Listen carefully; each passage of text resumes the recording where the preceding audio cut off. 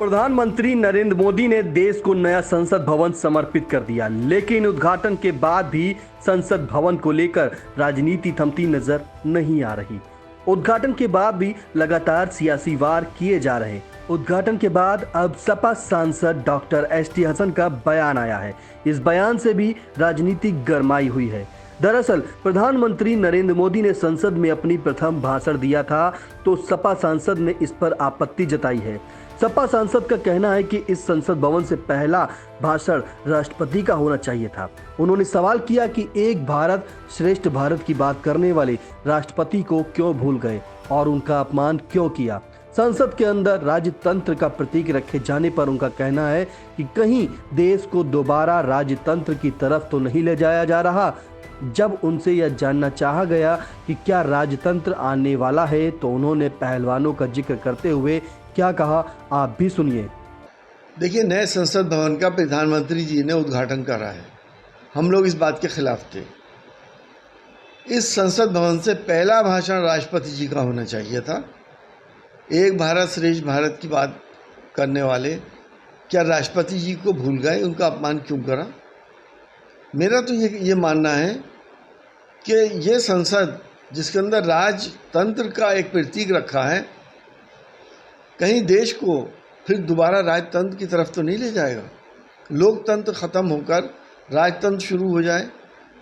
Democracy बड़ी मुश्किल से हमारे बुज़ुर्गों ने हासिल करी थी, अपना खून देकर, अपना तन मन धन और अपनी जान कुर्बान करके डेमोक्रेसी हासिल करी थी।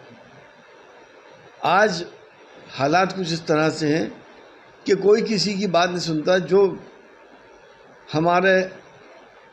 हमारे देश पे जो लोग रूल कर रहे हैं उसका मुखिया किसी की बात नहीं सुनता।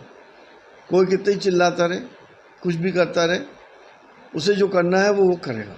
आपको नहीं लगता क्या अगर पहलवान लोग डेमोक्रेटिक राइट से अपना एक प्रदर्शन कर रहे थे, अपनी एक डिमांड रख रहे थे, धरना दे रहे थे, उनको घसीट घसीट के ले गए, उन खिलाड़ियों को जिन्होंने देश का सम्मान पूरी दुनिया में बढ़ाया था, जिन्होंने ओलंपिक में पदक लिए थे, उनको उठा के आपने जेल में भेज दिया, उनके तंबू उखाड़ के फेंक दिए। ये राजतंत्र नहीं हुआ करता था। राजतंत्र की यही परंपराएं थी कि आप जन बच्चा को उलूम पिलवा दो, शेरों के आगे डाल दो, हाथी के पैर से कुचलवा दो। अब दूसरे तरीके हैं। अब जीप से लोगों को कुचला जाता है, मार दिया जाता है किसानों को। तो किस तरह जा रहे हैं हम लोग? क्या राजतंत्र की तरफ हम नहीं जा रहे? देखिए, ये हिटलरशाही है। वो सम्मानित लोग जिन्होंने देश का मान सम्मान बढ़ाया था पूरी दुनिया के अंदर, जिन्होंने ओलंपिक का पदक लेके आए थे, उनको ले गए और जेल भेज दिया, क्योंकि वो एक डिमांड कर रहे थे कि इंक्वायरी सेटअप कर दें। अगर इंक्वायरी करा देते तो इसमें हरज क्या था? एक ईमानदारी वाली हो जाती, दूध का दूध पानी का पानी हो जाता। लेकिन ऐसा नहीं हुआ। उनके इस आंदोलन को कुचल दिया गया, प्रजातंत्र की रूह को बर्बाद कर दिया गया। आपने पहले भी देखा कि किसानों के साथ क्या हुआ था। लेकिन क्योंकि किसान डटे रहे, तो जिस चीज़ को पहले सही बता रहे थे कि किसान बिल और किसान कानून जो हैं वो किसानों के हित में है, बाद में ये कह के हटा दिया कि अब ये हित में नहीं रहे, ये किसानों को नुकसान देने वाले हैं। तो इनकी मर्जी है, कुछ भी कह देंगे। तो जब उन्होंने कह दिया, जो कह दिया वो सही है।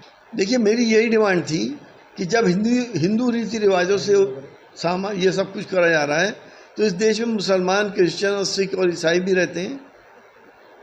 उनके रीति रिवाज से भी हो। और मैं इस बात के लिए शुक्रगुजार हूँ अपनी सरकार का कि मेरी बात मानी गई और उसमें कुरान खानी भी हुई और उसके अंदर बाइबल का पाठ भी हुआ, पवित्र गुरु ग्रंथ साहब का भी पाठ हुआ और सब धर्मों का पाठ हुआ। और हम ये पाठ इसीलिए कराना चाहते थे कि इससे अल्लाह की रहमतें भी आएँ इस पार्लियामेंट के ऊपर।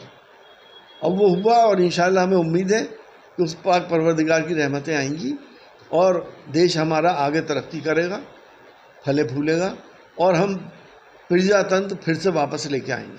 सपा सांसद डॉक्टर एसटी हसन का दावा है कि समाजवादी पार्टी ही मुसलमानों की सच्ची हितैषी है। आजाद हिंदुस्तान में अगर किसी ने मुसलमानों के आंसू पोंछे हैं तो वह सपा ही है।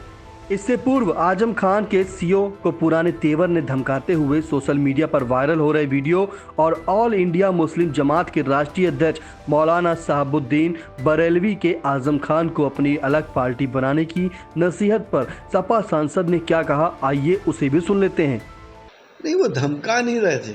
वहाँ पुलिस हर गाड़ी की तलाशी ले रही, हर किसी को उतार रही। जैसे कि यहाँ कोई आतंकवादी लोग बैठे हैं गाड़ियों में, हम भी गए थे।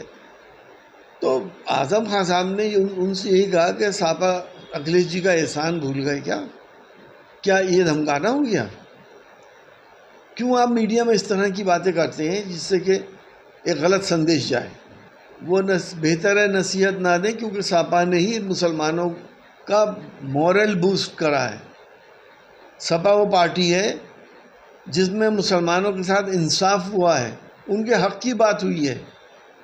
हमने वो दौर भी देखे 1980 में, जब यहाँ पे मुसलमान थाने की सीढ़ी नहीं चढ़ा करता था।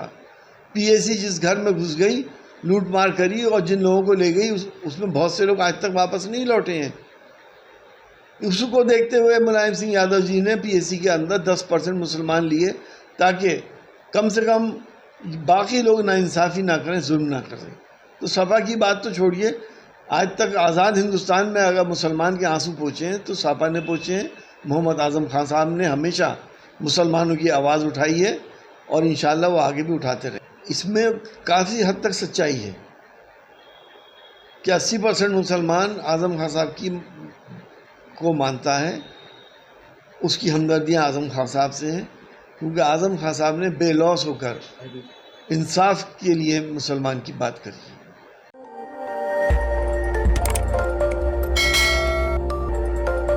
खबर आपकी, नजर हमारी। देखते रहिए आई इंडिया।